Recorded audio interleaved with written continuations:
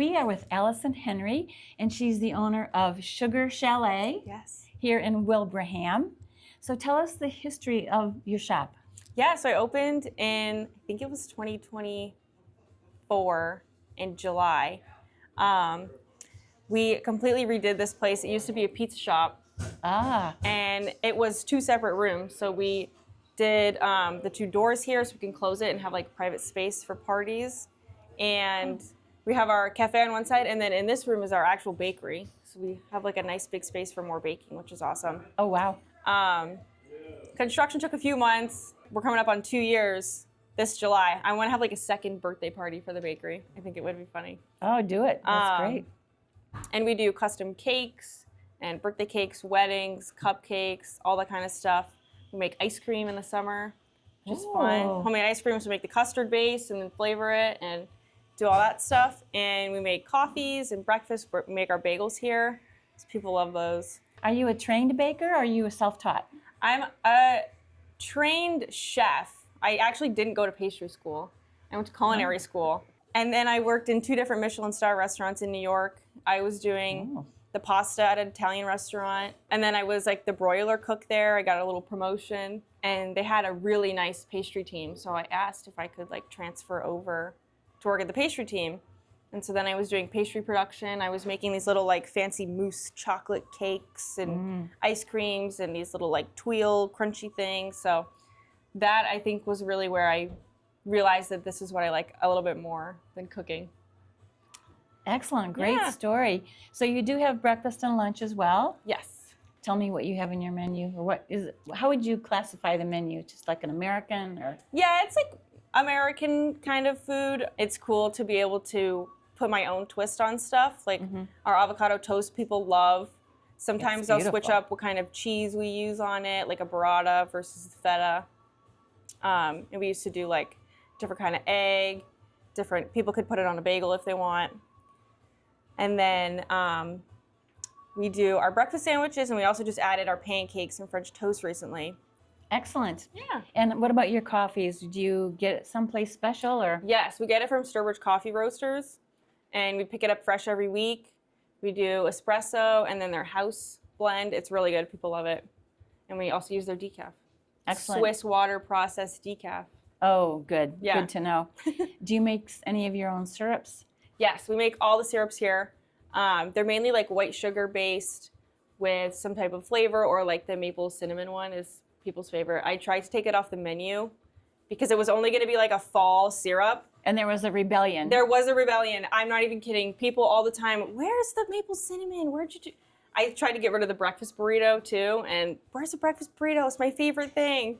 So I really like value quality food and ingredients, because it's hard to find like semi-quick service food where you know you're getting a real egg. We use butter for everything and flour, sugar. It's all from the ingredients. We don't use any like mixes or anything like that. So excellent. It's all really good quality food.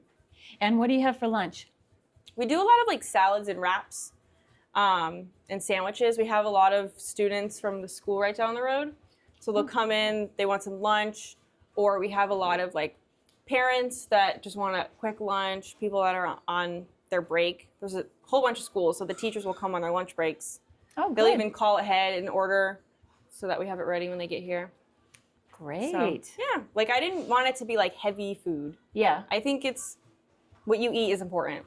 Of course it is. Yeah. What are your hours? We're open Wednesday through Sunday, 8 a.m. to 3:30 p.m. Okay.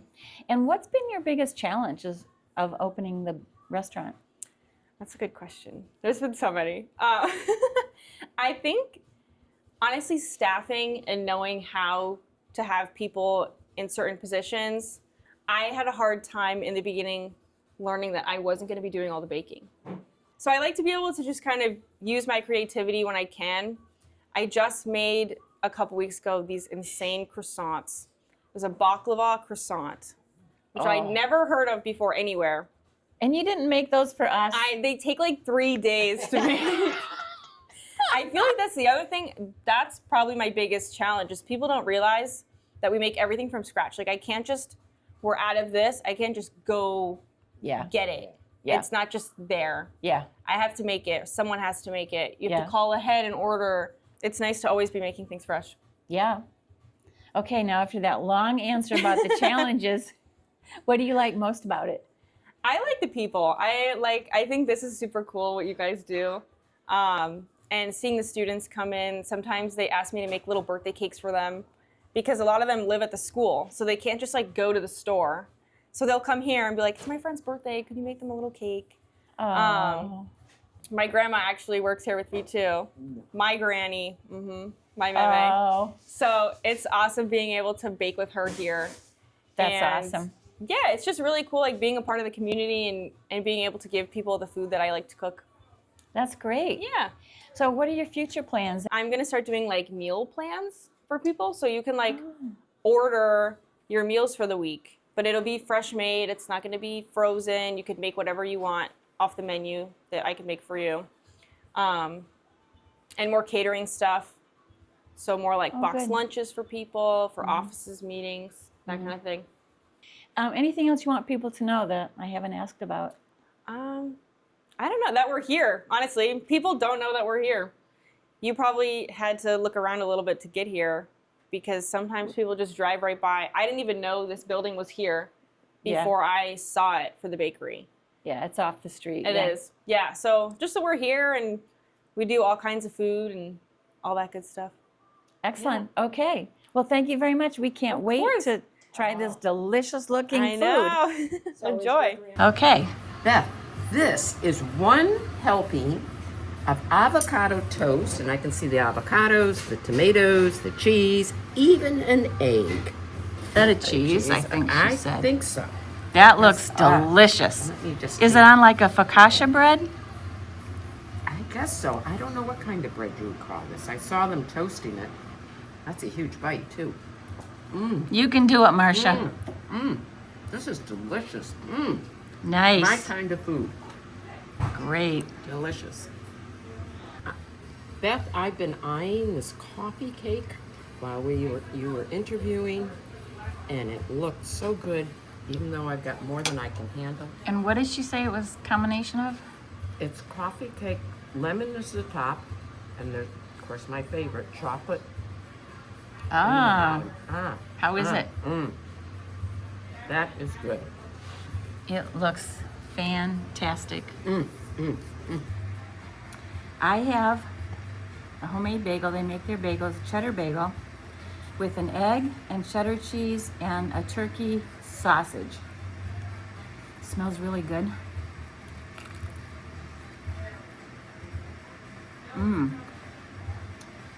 Very good.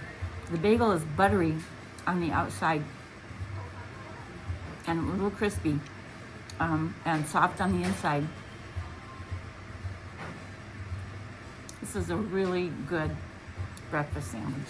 Gotta try it. Decaf coffee, and it's got her homemade maple cinnamon syrup in it. Oh, that's so good. It just adds a little sweetness, not overwhelmingly sweet. Love it. It's an apple. Looks like it might have a raspberry drizzle. Why don't you take a bite and tell us? What kind of coffee cake is this? Apricot and strawberry. Oh, we're not even Apricot close. and strawberry. Just goes to show. Oh yeah, it's strawberry. And it's moist and sweet and very delicious. Dough ball. Okay. And then you're gonna put it down. You're gonna pat it a little, and you're gonna fold in all your corners. So you have like a little dumpling almost. Yep. And now you're gonna flip it over and put it down on the counter. And then you're gonna use your hand, and you're gonna almost make like a little cup. And you're gonna press on the counter, so you're having a little folding over. You can use both hands, so you kind of like press. Use the counter, you're gonna like press down into the counter, it'll shake it. Press a little harder, don't be scared. And then use your other hand to like push back up. So you're gonna go like that, and then push back up. I see. Okay. So then,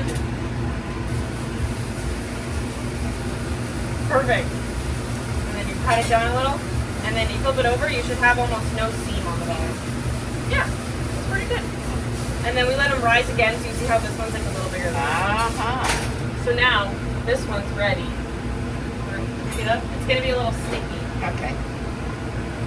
And then you're gonna take your middle finger and your thumb, and you're gonna almost squish to poke the hole in the center. You're gonna like rip it open. And then, Rip it open. yeah. Oh, wow. I'm impressed. And then you can use your middle finger and your thumb for your other hand and make like a split. Yep. Wow. Like that. And then we're gonna come over and we're gonna boil it. That's what this water's for, right? Yep.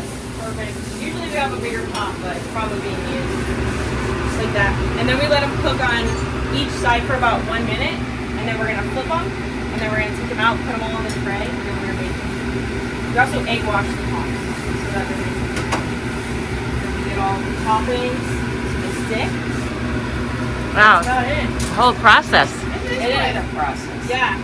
All right. So now we're gonna use a little spatula guy, and we're just gonna almost like dunk it over. Now we're gonna let them cook again for about another minute on the other side.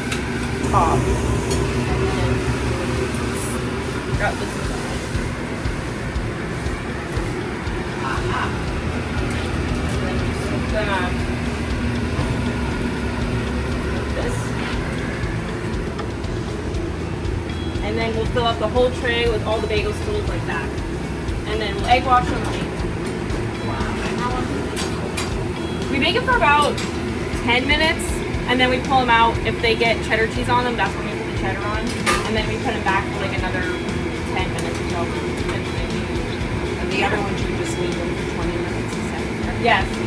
Yeah, because we want them to be like nice and golden. Because I don't think a pale bagel looks great. I like them to be like a little crunchy on the outside.